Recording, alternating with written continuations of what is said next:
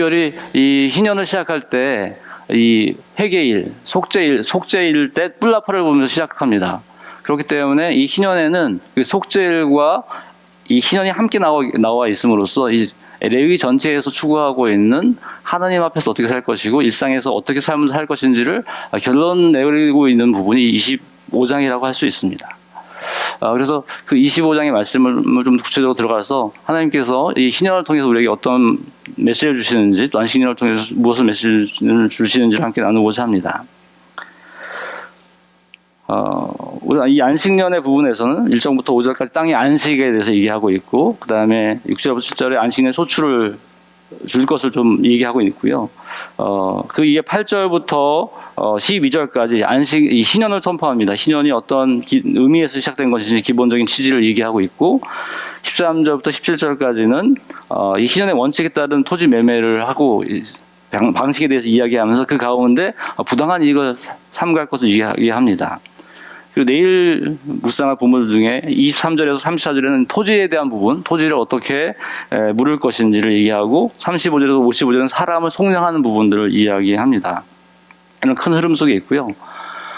우리 이제 지난 주간에 묵상했던 그 23장의 절기는 안식일을 기준으로 시작됩니다. 7일마다 쉬게 되는 안식일을 기준으로 해서 그 절기들이 세워졌다면 이 희년도 7년마다 반복되는 이 안식년을 기준으로 해서 희년이 세워집니다. 그러니까 모든 절기와 희년의 가장 기초는 이 안식으로부터 시작되는 거예요. 그 안식이라고 하는 것이 그만큼 중요한 의미가 있는데요. 사람이 7일마다 안식하고 가축이 또 7일마다 안식하게 되는데 땅은 7년마다 안식을 하는 것입니다. 왜 이렇게 안식을 강조할까요? 그것은 바로 하나님께서 6일간 창조하시고 하루 쉬셨기 때문입니다. 하나님은 쉴 필요가 없으실 수도 있죠. 하지만 사람들에게 진정한 쉼의 의미를 알려주시고 쉬라고 하시는 것입니다. 이 레위기의 중요한 말씀 중에 하나가 내가 거룩하니 너희도 거룩하라 라고 하시는 거죠. 그러니까 하나님께서 쉬셨기 때문에 그 하나님의 형상으로 지음받은 인간들이 하나님을 닮아가라고 하는 것입니다. 그러니까 레위기의 말씀은 결국 하나님이 거룩하니 너희도 거룩해라. 하나님의 성품을 닮아가기 위해서 우리가 어떤 길을 가야 될지를 보여주고 있는 것이죠. 그래서 우리가 레위기의 말씀을 읽을 때 하나님을 만나고 하나님과 어떻게 가까워질 수 있을지, 하나님이 나를 닮아라, 나와 함께하길 원한다고 하시는 그 마음을 좀 느끼시면서 읽으시면 좋을 것 같습니다. 이 거룩이라는 말이 이제 레위기에 많이 나오는데 이 거룩이라는 단어가 성경에 제일 처음 나오는 데가 어딘지 아시나요? 창세기 2장 3절입니다. 이튿날에 하나님 창조하시던 모든 일에 손을 떼고 쉬었으므로 하나님은 그날을 복되게 하시고 거룩하게 하셨다. 이 거룩이라는 단어가 창세기 2장에 제일 처음 나오고 그 안식일을 거룩하게 하셨다고 하는 것입니다. 거룩은 구별한다는 뜻이 있어요. 그러니까 세상의 방식과 세상과 구별되어서 하나님의 속성에 해당되는 것이죠. 그래서 그 거룩에는 굉장히 많은 요소가 있는데 제일 먼저 하나님이 얘기하셨던 것은 이 안식을 정하고 거룩하게 하셨다는 것입니다. 그것은 바로 사람들이 가지게 될 수 있는 이 자기중심성의 탐욕과 욕구들을 멈추고 하나님이 모든 걸 창조하시고 하루하루 창조하시면서 좋았다고 하셨던 것들 가운데 이 안식일 가운데 7일째 그것을 바라보시면서 정말 기뻐하시고 그걸 누리시고 그 관계들을 돌아보실 수 있는 그 쉼의 시간들을 하나님이 가셨던 것처럼 우리 사람들이 바로 하나님과 나의 관계를 돌아보고 이 창조 세계 나의 관계를 돌아보면서 그걸 누리라고 하셨던 거예요. 그래서 그것을 거룩하게 하셨다는 것입니다. 그러니까 우리가 저도 다시 이 말씀을 묵상하면서 보면 정말 쉬지 못하고 있는 해야 될 일과 목표와 목적을 향해서 끊임없이 달려갈 수밖에 없는 우리 안에 그 탐욕이 있는데 하나님께서는 그 가장 기본적인 우리의 그 탐욕을 그것으로 인해서 깨어질 수밖에 없는 여러 세상의 일들을 이 안식이라는 것을 통해서 안식하심으로써 우리에게 알려주시고자 했던 것 같아요. 모든 걸 멈추고 쉴 수 있는 것, 그것이 어떻게 보면 믿음인 것이죠. 하나님이 이 모든 것을 창조하시고 그것을 나에게 주신다고 하는 것들을 믿기 때문에 충분히 쉴 수 있는 것입니다. 여러분에게 수련회 오신 것도 안식의 시간인 것이죠. 모든 일을 멈추고 하나님 앞에서 하나님을 예배하면서 내가 누구이고 우리 공동체 지체들이 누구인지를 함께 누리는 시간, 이것들이 다시 하나님의 형상으로 회복되어지는 것이고 이 세상 속에 내가 누구인지 어떻게 살아갈지를 돌아볼 수 있는 시간이라는 것입니다.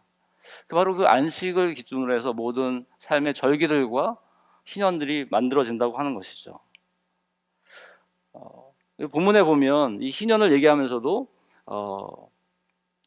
이 14절과 17절에 이 부당한 이익을 남겨서는 안 된다는 얘기를 하고 있어요. 그러니까 모든 것을 되돌리고 회복하는 그 얘기 중에도 부당한 이득을 취하지 말라고 얘기하고 있어요. 자기 힘으로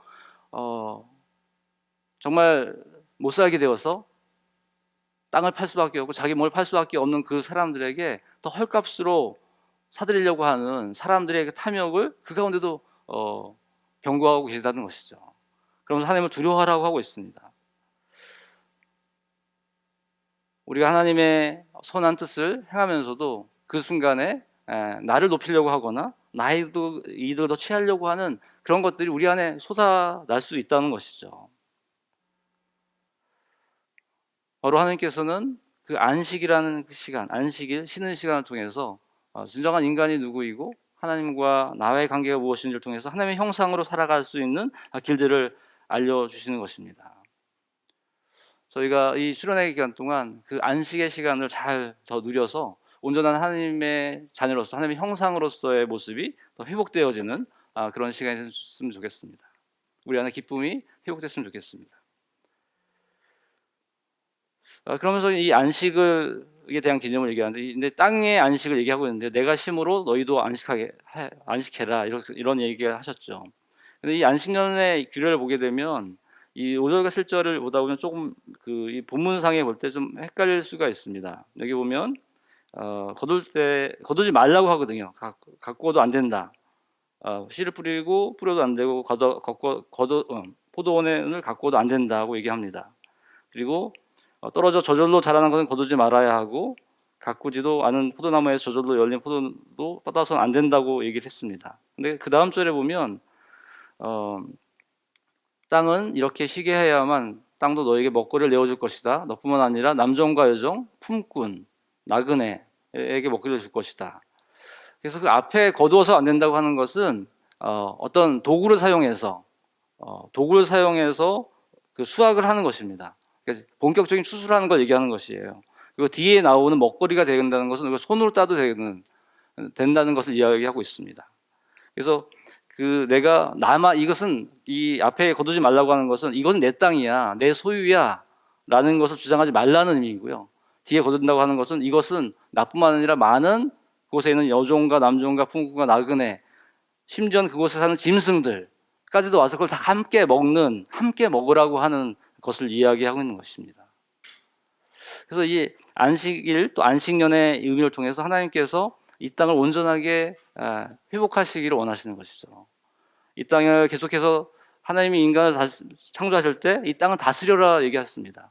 사람들은 그것을 오해해서 이 세상을 자기 마음대로 더 착취하고 땅을 훼손하고 자연을 파괴해 갔습니다. 하지만 창세기 2장 15절에 하나님께서는 이 땅을 경작하고 보존하다라는 두 가지 얘기를 하셨죠. 보존의 의미를 사람들은 상실하고 있습니다. 이 땅을 다스리는 것은 땅이 우리 소유가 아니라 그것을 이용하라, 이용권을 주시는 것입니다. 이 부당한 이익에 대한 얘기를 하면서 보면, 이 본문에 보면 이 토지 거래될 때 이 50년에서 남은 횟수만큼을 계산해서 토지를 거래하라고 합니다. 그런 의미는 뭐냐면 이 토지를 내가 이용한다는 것이 얼만큼 이용할 수 있냐를 얘기하는 것이죠. 이 땅은 하나님의 것이고 우리는 그 이용권을 받은 것입니다. 그래서 이 안식년의 말씀을 통해서 하나님이 이 땅을 나 혼자만 살아가는 것이 아니라 이 모든 생명체, 동물들과 짐승들과 함께 살아감으로써 이 모든 생명체를 회복하기를 원하시는 그 하나님의 마음을 보여주고 있습니다. 지금 저희 비가 오고 하는 날씨도 보면 약간 동남아 기후처럼 점점 바뀌어가고 있잖아요. 이런 생태계 파괴나 이런 일들이 일어나는 것이 바로 이렇게 땅을 훼손하고 자기 마음대로 쉬지 않게 하고 이런 탐욕의 결과인 것이죠. 이런 날씨를 바라보면서 우리가 우리의 어떻게 이 땅을 안식하게 할 것인가, 이 땅을 보존할 것인가를 함께 생각해 보면 좋겠습니다. 그리고 나서 이제 8절부터 희년의 말씀이 나오는데요. 7번의 안식년이 7번 반복된 77이 49, 그리고 나서 다음에 50년째가 되는 애가 희년인데, 이때 희년 때 속죄일 때 나팔을 붑니다. 이 나팔을 분다고 할 때 이 뿔나팔을 부는데, 이 뿔나팔이 히브리어로 요벨입니다.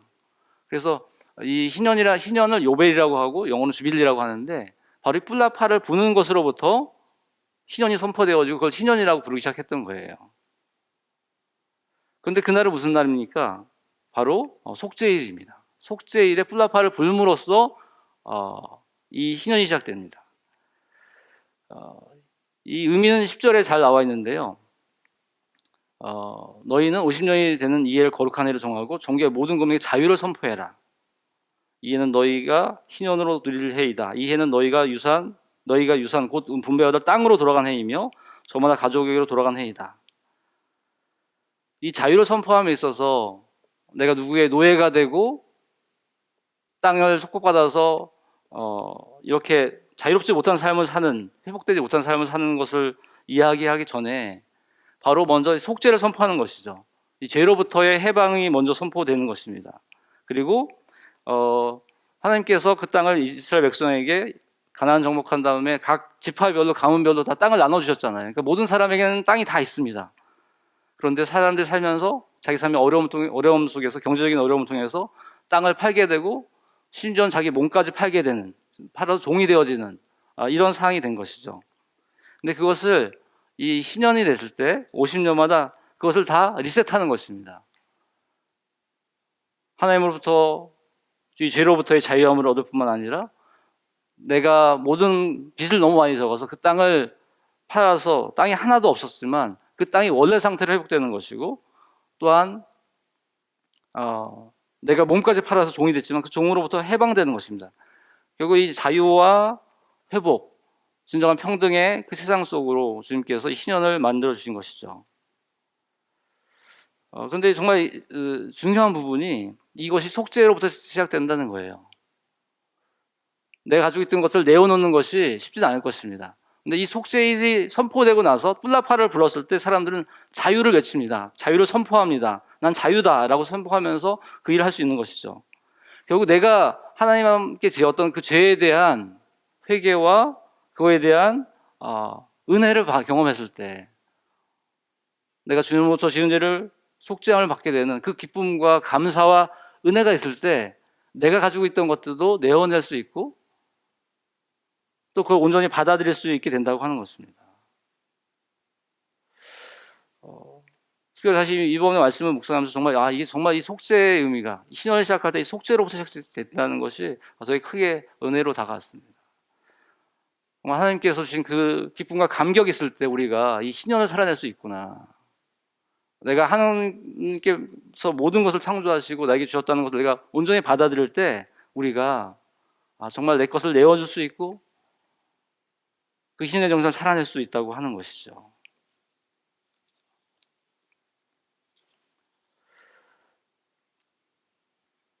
근데 본문에 보면 이 해를, 이 신년을 거룩한 해로 여기라고 하고 있습니다. 거룩한 해로 여기라는 것이죠. 거룩이라고 하는 것이 어떤 종교성을 가지고 심오하게 예배드리고 제사를 드리고 하는 것이 아니라 이 신년을 지키는 것이 거룩이라고 얘기하고 있습니다. 그것이 세상과 다른 삶의 방식이라고 하는 것이죠. 그래서 거룩이라고 하는 부분이 세상과 구별됨을 얘기하는데, 그 거룩에는 되게 다양한 모습이 나타나는데 이 신년을 살아내는 것, 진정한 자유와 해방, 회복, 이게 발생하는 곳이 그것이 거룩이라고 하는 것입니다. 하나님께서는 우리의 이 사회 시스템, 일상의 사회 경제 시스템 속에 그 거룩이 임하기를 원하시는 것이죠. 우리의 단순한 내면의 거룩, 하나님과 관계만의 거룩이 아니라 일상의 삶 속에서 어떻게 하면 이 약자들이 회복될 수 있을까 하는 그 시스템을 만드는 것, 법을 만들고 실제로 삶 속에서 그걸 적용해가고 우리 일상에서 적용할 수 있는 방법들을 찾아가기를 원하시는 것이죠. 그래서 진정한 정의를 이루시려고 하시는 것입니다.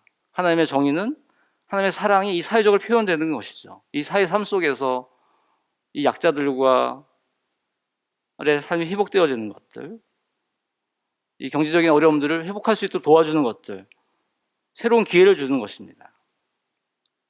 바로 그것은 계속 여기서 얘기하는 것처럼 일상 속에서, 우리 삶 속에서, 사회 경제적인 삶 속에서의 온전한 자유와 회복이 일어날 때 그것이 거룩하다라고 얘기하는 것이죠. 그래서 우리의 거룩이 우리 여러분 다양한 삶 속에서 발견되어지고 그것을 통해서 내가 하나님을 닮아가고 있구나, 하나님의 거룩에 참여하고 있다는 것들을 우리가 고백할 수 있으면 좋겠습니다. 이 희년은 우리들에게 새로운 소망을 줍니다. 이 가난의 문제는 임금도 해결할 수 없다, 이런 얘기가 많이 퍼져 있잖아요. 누구도 해결할 수 없는 이 문제를 하나님께서는 해결할 수 있는 방법을 알려주신 것이죠. 이 부의 세습과 몇 대째 이어지는 어떤 재벌가의 세습들이 있죠. 가난은 계속 대물림되고 있죠. 이런 악순환의 고리를 끊을 수 있는 그런 구조들을 하나님께서 제시하신 것입니다. 이것은 모든 것을 새롭게 시작할 수 있다, 어떠한 상황 속에서도 새롭게 시작할 수 있다라고 하는 소망을 주고 있습니다. 속죄일로부터 하나님과의 관계 속에 가진 우리의 죄가 회복되어지고 우리 일상 속의 삶에 거룩이 들어오기 시작할 때 우리는 나 역시도 새로운 삶을 새로 시작할 수 있다고 하는 하나님의 초대에 임할 수 있는 것이고, 내 옆에 있는 사람들에게 회복될 수 없는 것 같은 그런 상황 속에 있는 자들에게 새로운 삶의 길을 제시해줘서 새롭게 시작할 수 있다, 이것이 하나님께서 우리에게 제시하신 방식이고 삶의 방식이고 그걸 추구하자고 초대할 수 있을 때 우리는 이 세상 속에 함께 세워갈 희망을 이야기할 수 있을 것입니다. 우리는 작은 그 일부터 우리 안에, 우리 공동체 안에 가장 가까운 곳에서부터 시작됐으면 좋겠습니다. 여기 자유를 선포한다고 하고 하는 이 자유라고 하는 것은 놓아줌, 막힌 것 없이 흘러가는 뜻이 있어요. 근데 이제 레위기 26장에 보면 이 법을 지켰을 때의 축복과 저주의 말씀들을 얘기하는데, 그럼 이렇게 레위기 26장 13절 제가 읽어보겠습니다. 내가 주 너희의 하나님이다. 나는 너희를 이집트 땅에서 이끌어내어 그들의 노예가 되지 않도록 하였다. 또 나는 너희가 메고 있던 멍에의 가름대를 부수어서 너희가 얼굴을 들고 다니게 하였다. 결국 하나님께서는 이 자유, 그 하나의 법을 지키는 자들에게 주는 축복 속에 자유를 얘기하고 있습니다. 진정한 자유를 주는 것이 정말 너희에게 축복이다. 너희가 메고 있던 멍에의 가름대를 부수어서 너희가 얼굴을 들고 다닐 수 있게 해줬다. 바로 그 큰 축복이 바로 이 신앙을 통해서 이루어질 수 있다고 하는 것이죠. 그 축복이 우리 안에서 계속해서 흘러가고 세상 속에 흘러갈 수 있기면 좋겠습니다. 이 레위기가 희년에 있어서 굉장히 중요한 구절이 있는데요. 두 구절이 있습니다. 내일 본문인데요. 25장 23절에 보면 땅을 아주 팔지 못한다. 땅은 나의 것이다. 너희는 다만 나그네이며 나에게 와서 사는 임시 거주자일 뿐이다. 또 25장 55절에 보면 이스라엘 자손은 나에게 속한 나의 품꾼이다. 그들은 내가 이집트 땅에서 이끌어낸 나의 품꾼이다. 내가 주 너희의 하나님이다. 라고 이야기하고 있습니다. 가장 중요한 구절인데요. 바로 땅은 다 하나님의 것이고 너희는 품꾼이다. 근데 품꾼이라고 하는 것이 인간의 사회 속에 있는 노예 같은 개념이 아니라 하나님의 언약 아래서 하나님과의 관계 속에서 그 일을 하는 사람들을 얘기하고 있어요. 그리고 하나님께서 선지를 창조하시고 아담에게 이 모든 땅을 다스려라고 하셨잖아요. 그 땅을 다스리라고 하셨던 것처럼 그 회복들이 이 희년을 통해서 일어나기를 원하는 것이죠. 처음에 창조의 그 에덴의 회복이 일어나기를 원하는 것입니다. 에덴, 기쁨이라는 그 뜻의 그 에덴이 이 희년을 통해서 이스라엘 공동체에 다시 회복되기를 원하시는 것이죠. 아브라함을 불러서 그들에게 이제 새로운 민족을 허락하시고 지금 이들은 가나안 땅에 들어가기 전입니다. 이제 가나안 땅에 들어가서 너희들의 공동체가 그 에덴을 회복해라. 나와의 관계 속에 이 모든 땅은 나의 것이고 너희는 그것을 이용하면서 그곳에 진정한 자유를 이뤄라. 서로 함께 평등하게 회복된 그 삶을 살아가라고 이야기하고 있는 것입니다. 그리고 그 이야기는 바로 예수 그리스도를 통해서 우리들에게 이어지고 있는 것이죠. 그래서 읽지는 않겠지만 팜플렛 아래쪽에 누가복음 4장 16절부터 21절 말씀을 넣어놨어요. 바로 예수님께서 예수님께 그 사명 선언을 얘기하시는 말씀입니다. 여기 나오는 주님의 영이 내게 내리셨다. 주님께서 내게 기름을 부으셔서 가난한 사람에게 기쁜 소식을 전하게 하셨다. 주님께서 나를 보내셔서 포로된 사람들에게 해방을 선포하고 눈먼 사람들에게 눈뜸을 선포하고 억눌린 사람들을 풀어주고 주님의 은혜를 선포하게 하셨다. 이게 주님의 은혜해, 이것이 바로 희년을 이야기하는 것입니다. 바로 예수께서 오셔서 바로 그 희년의 삶을 보여주고 계신 것이죠. 예수님과 함께한 제자들은 그 희년의 의미들을 함께 예수님과 경험하고 있던 것입니다. 그래서 이 성령이 임하고 오순절이 임했을 때 그 오순절 사건 이후에 사람들이 물건들을 함께 나누고 함께 살아가는 그 모습이 희년 공동체의 모습을 보여주고 있는 것입니다. 바로 이 교회는 그 후대인 것이죠. 우리가 그 하나님의 뜻, 희년에 담겨진 하나님의 정신을 우리 공동체 안에서 어떻게 실현할 것인가, 우리 안에 있는 가장 약자들을 어떻게 잘 존귀하게 대할 것이고 품위를 잃지 않으면서도 그들이 함께 우리가 회복되는 삶을 살아갈 수 있도록 도울 것인가, 또 우리 지역의 주변에 있는 사람들에게 그 하나님의 뜻들을 어떻게 살펴서 그들이 그 하나님의 이 기쁨의 희년의 정신들이 온 세상을 회복하는 하나님의 정신 속에 참여하게 할 것인가, 그것을 우리가 기도하면서 앞으로 새로운 공간에서 추구해 나갈 것입니다. 구약에서 희년이 실행되지 않았다고 하는 그런 이야기들이 많이 있습니다.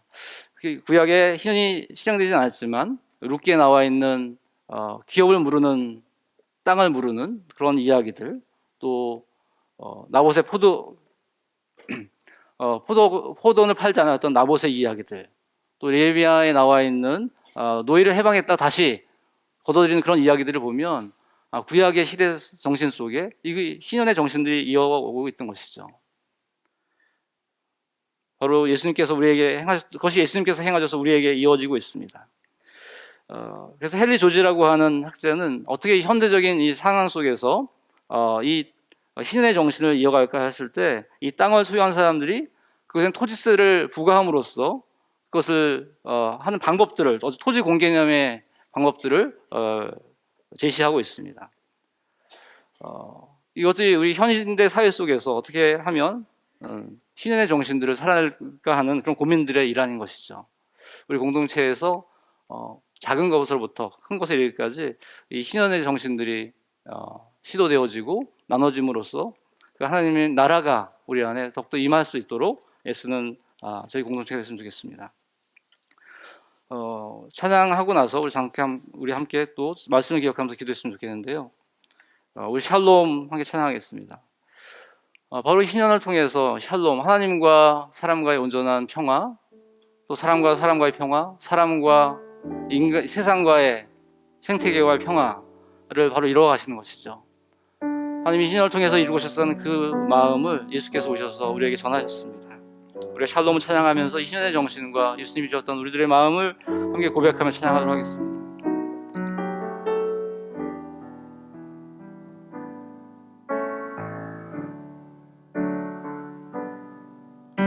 샬롬 샬롬 샬롬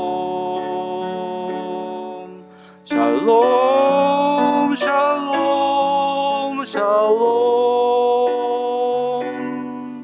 내니 두려워 말아라 나의 아들 나의 딸아 안심하라 샬롬 샬롬 샬롬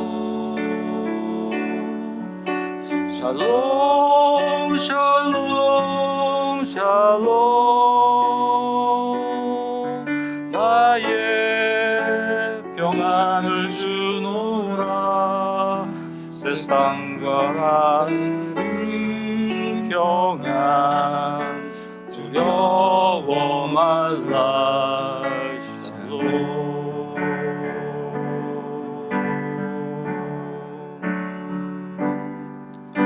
샬롬 샬롬 샬롬 샬롬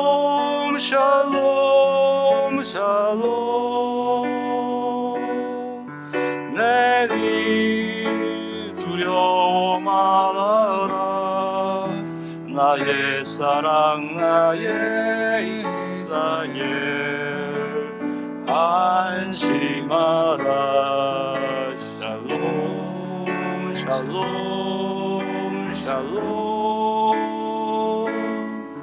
샬롬 샬롬 샬롬 평강이 있을지어다 아버지께서 날 보냄같이 나도 널 보내노라 샬롬. 이 시간 우리 각자 주님께 주신 그 말씀 앞에 기도한 시간 갖도록 하겠습니다. 주님께서 정말 이 땅 가운데 이 신년을 선포하시고 정말 그것을 이루시기 위해서 또 예수 그리스도를 보내주셨습니다. 이 신년의 정신이 우리 안에 심겨지기를 원하고 이를 통해서 진정한 샬롬을 누려가는 공동체가 될 수 있도록 각자 기도하고 기도하시면서 시간이 되는 데까지 기도하시고 각자 마무리하도록 하겠습니다.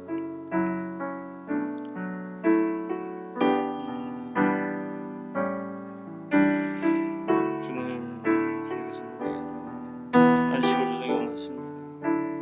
창조한 이유 아버지를 주시었던 그 안식의 기초가 아버지의 모든 절개와 희연의 기초가 되었습니다.